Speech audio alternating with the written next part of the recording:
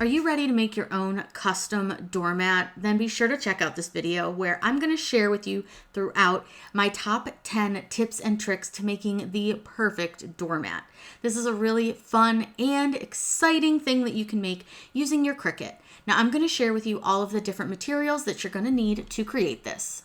I'll link everything down below. You're of course going to need the doormat, but you'll also need some good permanent vinyl. Now I chose to use Cricut Smart Vinyl, but you can use any permanent that you have. Then you're going to need some acrylic paint. Now I recommend a larger bottle, and remember, you can do any color that you want to. You don't just have to use black. You'll also need a stencil brush, which I recommend a rougher style. You're going to need Flex Seal liquid, or you could also use the Flex Seal spray, but Flex Seal is by far my favorite, and I've tried lots of different sealants. And then last but not least, you're going to need a paintbrush that you're willing to toss away to use with your Flex Seal. In Design Space, you're going to start with a template because that's going to allow us to see how big we can make our design without having to guess. So I love making my own template, and we know that our doormat that we're using is 13 inches by 18 inches. So all you have to do is open up a shape, and you can open up a square, and we want to make sure that we unlock it so that we can change the width and the height independently. In order to do that, at the very top, you're going to click this little lock button, and our mat is 30 inches wide and 18 inches high. Now, obviously, we can't see that on our screen right now, so we're going to use the zoom out option down here in the lower left-hand corner. I also realized that I didn't type 18, I typed 180, so that's going to change things up a little bit. Now I can zoom in a little bit more. I can probably fit this all within about the 50% range. So that's a pretty decent size. Now I personally am going to change the color of this just so I can see it better. I hate that dark gray. I think it makes it really weird and hard to see. Now what I'm going to do is I'm going to go ahead and add my text. And I want to see, and then I'm going to do you out that door. That's not how you spell that, door, baby. And then I may fix where the words are a little bit because I don't know if I like it broken up quite like the way I have it. It's not exactly the way I want it to be, but we can definitely kind of play with this and figure out how we want to break up our words because I don't want a ton of text on it. I don't want it to look like it's all text because I am going to put the silhouettes of the in-sync guys down at the bottom. Now before I break it up, I do want to just change my font. So I'm going to go ahead and change my font over. I'm going to go into my system fonts, and I know that I want to use the Franklin Gothic. That's just the one that I choose. I think it looks pretty good. There's a bunch of different options for it, but I like the Franklin Gothic Heavy for this one because I want my words to be pretty thick. Now, like I said, I am going to break this up a little bit different. So I think I wanted to say I want to see you for our top line. I think that's how I want that one. And then I want it to be out that door for the second line. And then the third line is going to be baby, bye, bye, bye.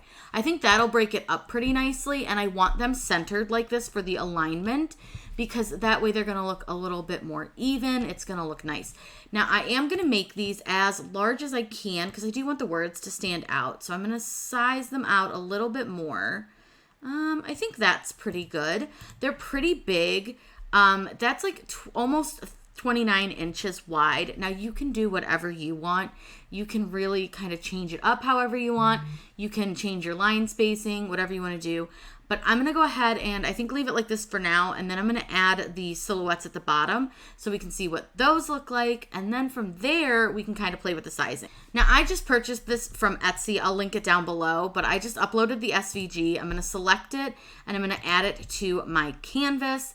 And then I'm just going to view it in my canvas. Now, obviously, A, they're the wrong direction. And B, they're a little bit too small. So the first thing I want to do is I'm going to go up to the top and I want to lock the sizing. That way when I stretch them out, it will hold the scale.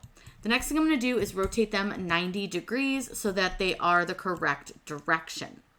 And then I'm going to just stretch them out, and I want them to take up as much space as like the wording. So I want them to be nice and wide as well. But one thing you'll notice is that by making them this wide, they're also quite tall.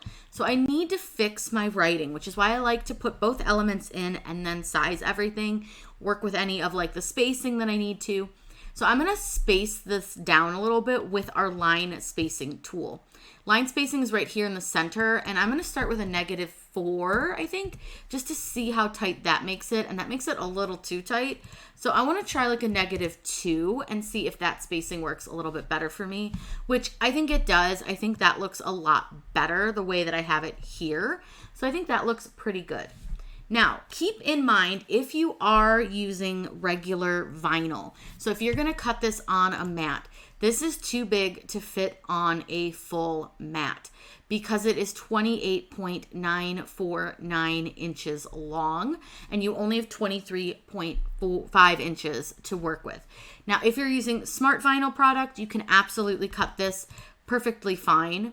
But with these, if we're going to be using a regular vinyl, we'll need to break them up. And I want to show you how to do that really quickly, just so that you get an idea. If you want to do it that way, you absolutely can.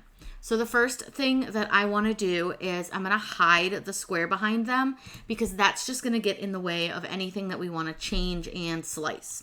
Because we're going to be using slice to kind of cut this apart.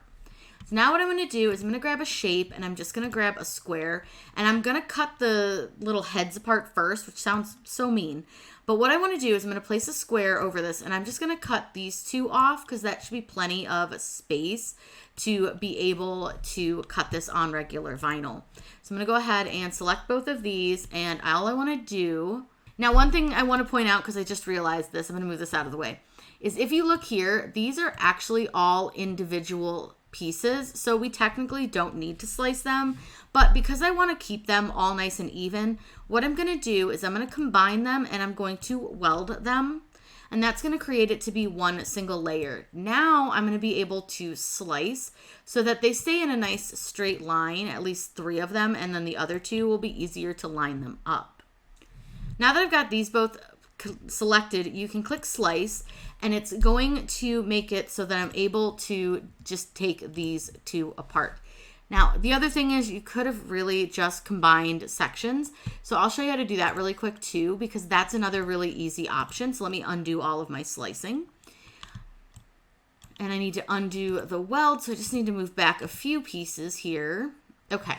Let me go ahead and delete that square. We don't need it. What you can do here is go ahead and ungroup this design. And then you can just select the 2 that you want to keep together and click attach. And then select the other 3 and attach them. And that's going to allow us to cut those on separate pieces of the paper or the vinyl or whatever it is. So now we have these 2 and these 3 as separate pieces. But the wording's going to be a little bit different. So this one is going to be a little more difficult to do because of the way we have to cut it. So I'm going to show you a quick little trick in the way I would do it. I'm going to go ahead and grab a shape. I'm going to grab a square. And the first thing I'm going to do is I'm going to make this square large enough to cover this whole section right here. Now, I don't want to cut words apart and I don't want to cut letters in half. So a quick little trick to this is go ahead and duplicate this square. Then size the square so that it only covers this S. And then go ahead and duplicate that other square and have it so that it covers that B. Then select the 3 squares. And you're going to go ahead and combine and weld them. And that's going to make those squares one single piece. So now we're going to be able to select those and the letters and like the wording. And now we can slice them apart. That is just a little easier because now you can line it up a little better. And you'll see here that now we have these 2 separate pieces. And when we go to line them up, it'll be a little bit easier because they'll kind of click into each other, if that makes sense. But again, you do it however you want to do it. There's no right or wrong way to do it. But depending on what kind of vinyl you're using, you're going to have to kind of cut it apart a little bit. Now I'm going to go ahead and click make so that you can see how this is going to all cut up so it's easier for you to see. Now we're going to be using a lot of the 12 by 24 mat because these are such large pieces. So I've got one that's about 16 inches.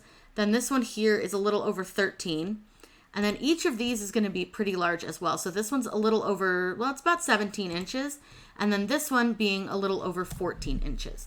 So we'll have to cut them apart into pieces. Now again, that's if you're not using smart vinyl, which a lot of people don't like, including me.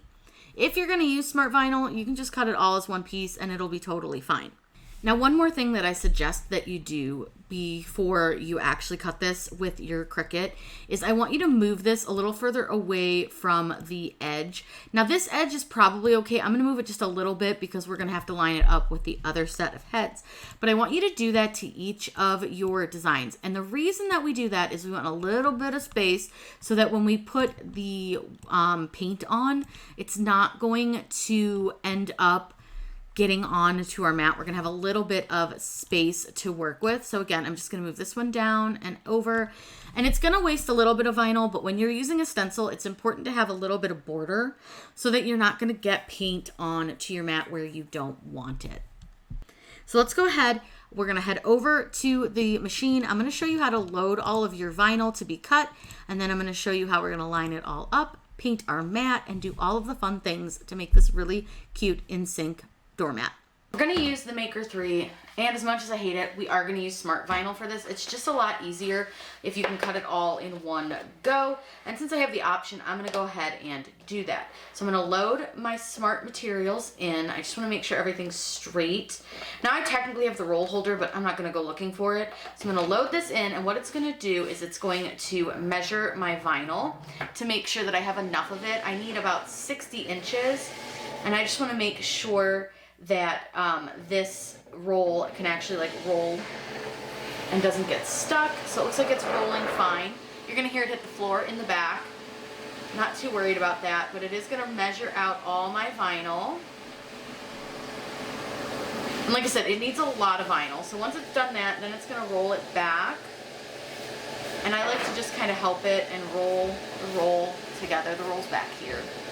And then I don't roll it real tight. I just roll it enough that it will get it. You can see it touched the mat that's behind it because it's got all the core material on it. That's okay. Not really worried about it. This is just a little bit of a staticky material. Now I'm cutting this on the Smart Vinyl permanent setting. So I'm going to go ahead and let this cut. And then I'll show you how to weed this because we have to weed it a little bit differently than we would normally. And then we can get ready to assemble our mat and get it painted. Tip number 1 for the perfect doormat is to use permanent vinyl. Stencil vinyl will not hold well enough to the core, and removable vinyl really isn't going to work as well either. So using a good quality permanent vinyl is going to save you a lot of hassle. Now once it's done, I always just kind of give it a quick little overview, and then I want to double check the cut. I don't trust the Cricut, so I'm going to grab one of the letters that's down here and just make sure that it cut well enough for me to weed it. It most definitely did not. I can barely pull that off. That's terrible. I'm gonna go ahead and run this through again to cut it because it didn't cut right, and that's upsetting. This is like a brand new blade. I've barely used it, and Smart Vinyl is trash, like I said. And the fact that I used their materials and their settings is a little upsetting that it didn't cut. I'm just gonna check over here. Yeah, this is not good. Like, that's not good at all. Tip number 2 is when choosing the design or the font or whatever you want to use on your mat, using something with a thicker detail, a thicker line is going to give you a better look. Between the fact that your mat is textured and you're also having to stencil it out, it's going to look a lot cleaner with a thicker, more blocky design than it would with something very script.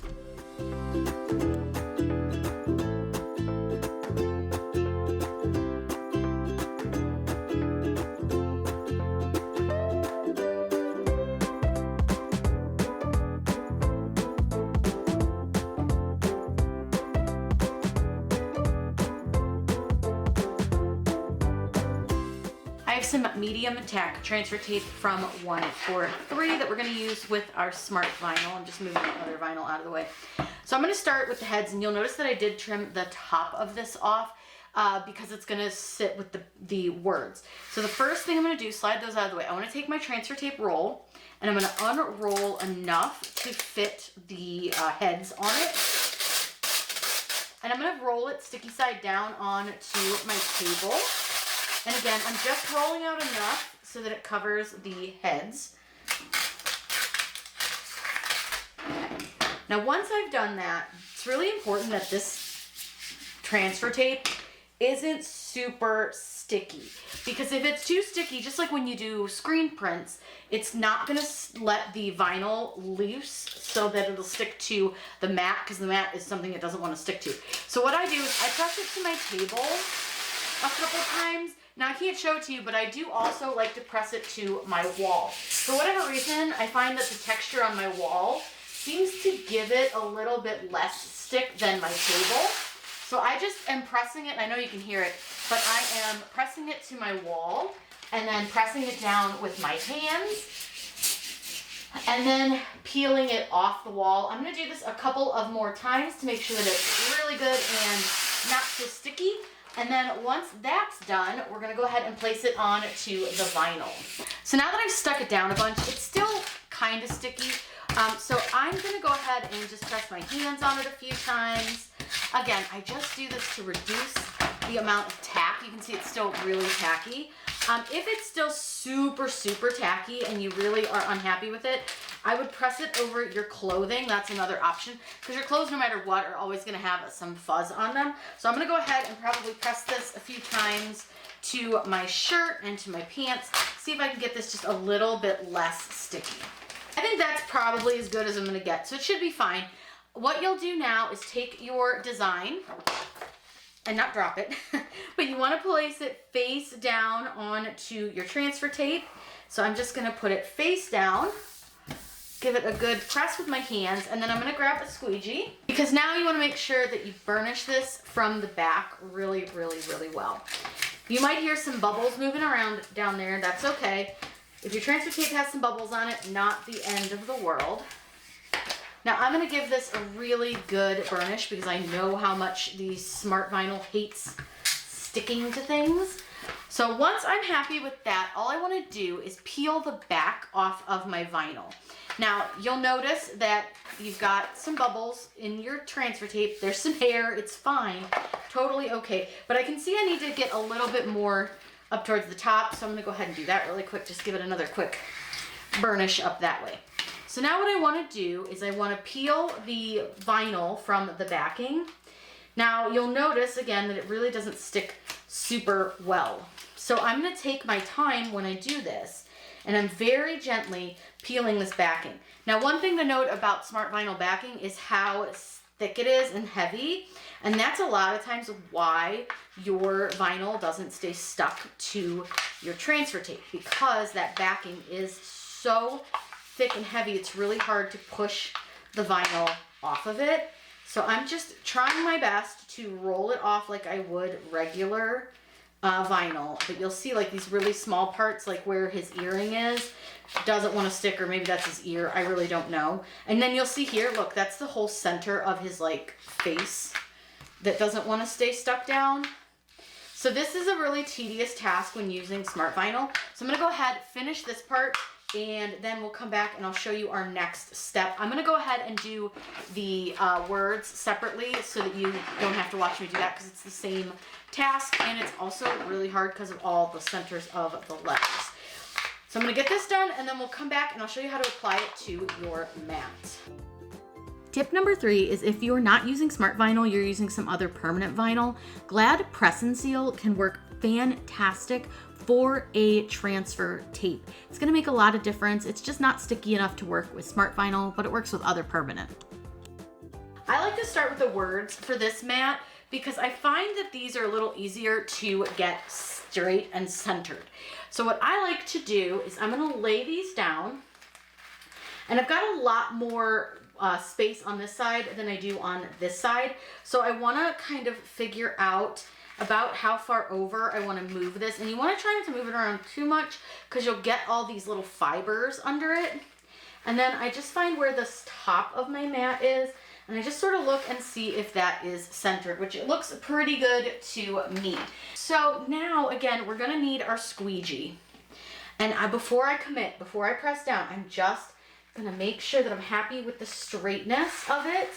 So I'm just going to kind of feel for where the top of my mat is on either side of my letters, kind of press it down that looks pretty straight, so we're gonna go with it. It might not look straight on screen, but I think that looks pretty straight. So I'm gonna grab a squeegee, and all I'm gonna do is I'm going to work my way all through the design.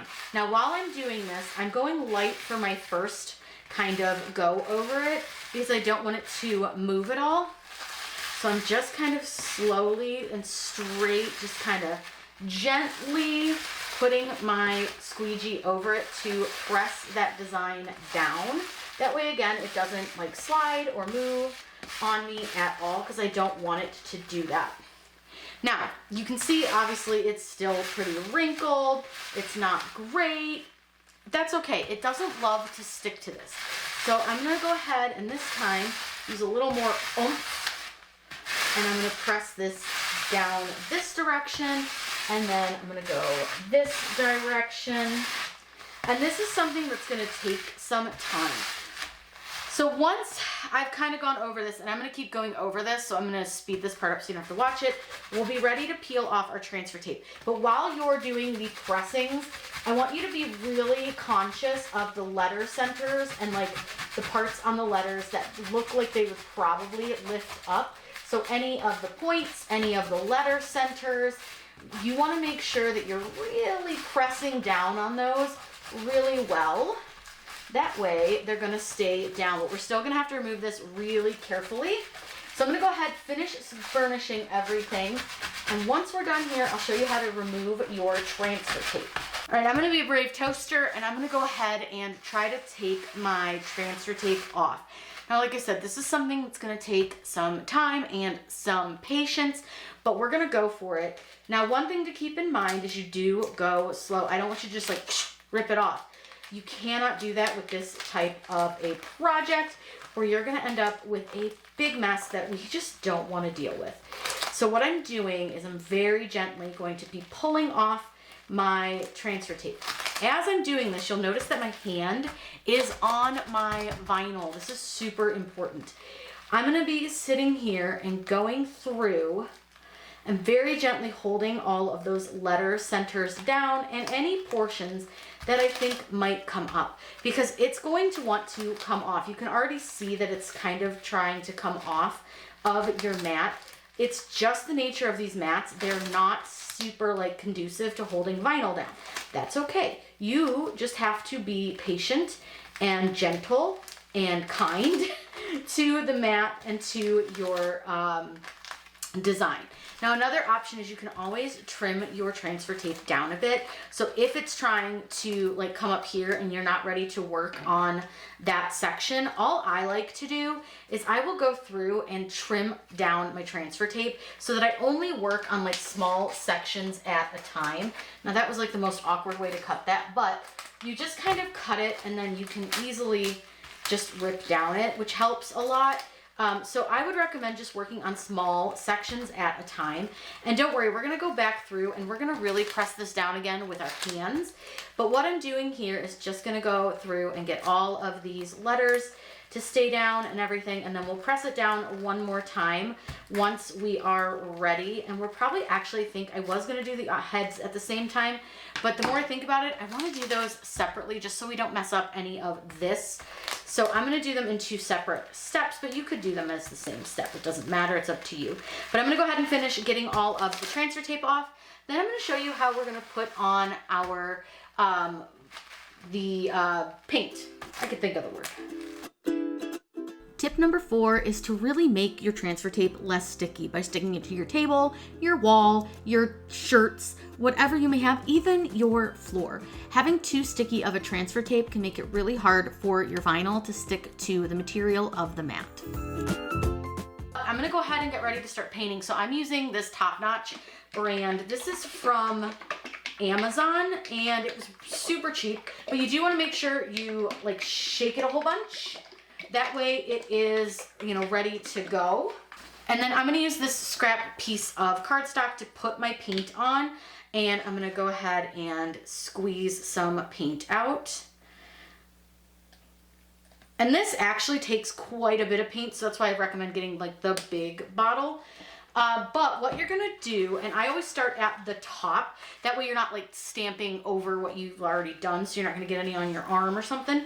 But what I wanna do is I'm gonna take my paint and I'm gonna dab it into my stencil brush, and then all I wanna do is go through and in an up and down motion, never swiping, always up and down, you're going to paint in your design. Now you always wanna dab off a lot of that extra paint because that can kind of cause some issues if you've got too much.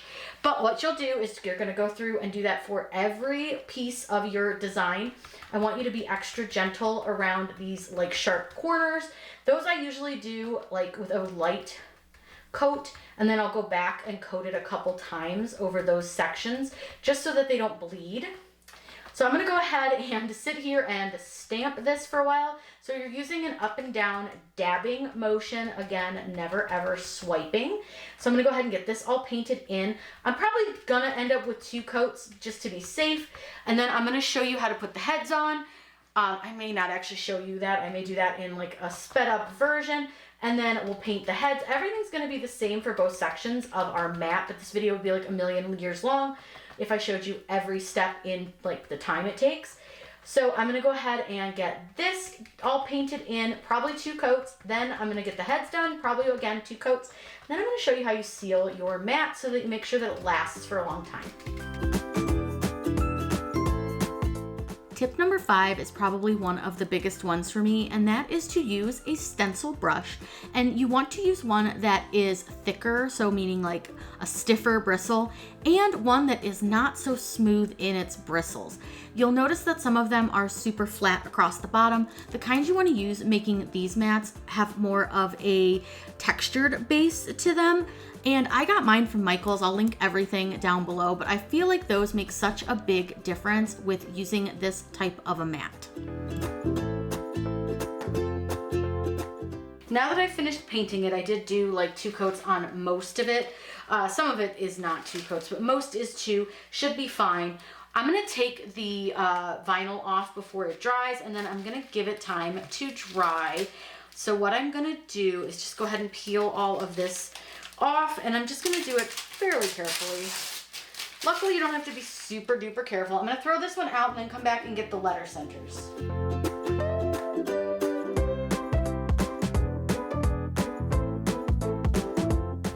I've let this dry overnight, so this is fully dry, which you wanna do if you're gonna do it in like a couple steps. I will say, I wish I would have moved it that way just a little bit. The E is close to the edge, but honestly, it's a doormat. Nobody's really gonna notice.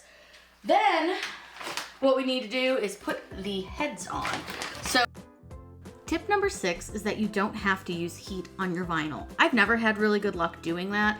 So it's definitely something that I would say if you want to try it, go for it, but it's definitely not a necessary step. Tip number 7 is to only dab and never, ever, ever, ever swipe your paint. If you swipe the paint, it could get under your vinyl and cause your design to look bled and not as clean and crisp as you would like. Number 8 is if you have small details like the centers of letters, or in this case around those earring points, you just want to use your stencil brush very, very gently. That way you don't lift or shift your design in any way. We are ready to seal our mat. We're going to be using Flex Seal Liquid Clear. This stuff is awesome. It does go a long way. So I know that the can is expensive, but this will last you a really, really long time. So let me go ahead and get this open.